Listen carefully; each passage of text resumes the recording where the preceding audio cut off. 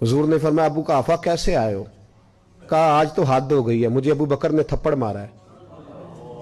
सहाबा कहते हैं जितने लोग खड़े थे सब कहने लगे ये हो नहीं सकता, अबू बकर ये कर नहीं सकते, इसलिए कि उनको तो हजरत उमर तक जाना जरा मुश्किल है, लेकिन जनाबे सिद्दीक अकबर की तो बच्चे बच्चे उन तक पहुंच सकते हैं, तो ठंडे मिजाज के हलीम बुर्दबार आदमी हो नहीं सकता। लेकिन जब उन्होंने कहा तो नबी पाक खामोश हो गए। हुजूर ने फरमाया चलो अबू बकर को बुलाओ। बुलाया जनाबे सिद्दीक अकबर को, यूं हाथ बांध के खड़े हो गए। हुजूर ने फरमाया अबू बकर तूने बाप को मारा है? चुप।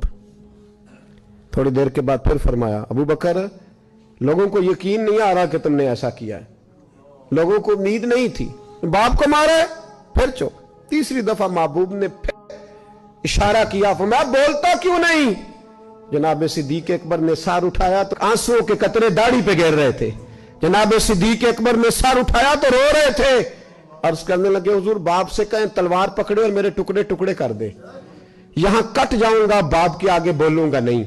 इसे कहो मुझे काट डाले मार डाले पर आपके बारे में बात ना करे। हुजूर आज इसने आपके बारे में बात की है, आपके बारे में। हलीमिया अपनी जगह पर मेरा इश्क बड़ा गैरतमंद है। हुजूर वो बुर्दबारी और जगह पे है, वो मेरी जात के लिए आपके लिए नहीं है।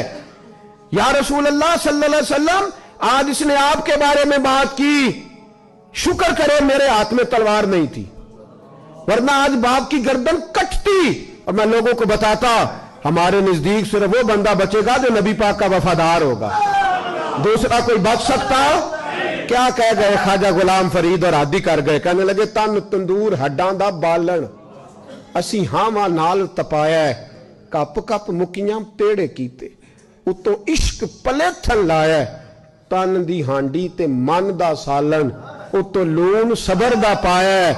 गुलाम फरीदा वे मैं सारी तेरी, गुलाम फरीदा मैं सारी तेरी, तेनू अजे यकीन नहीं आया?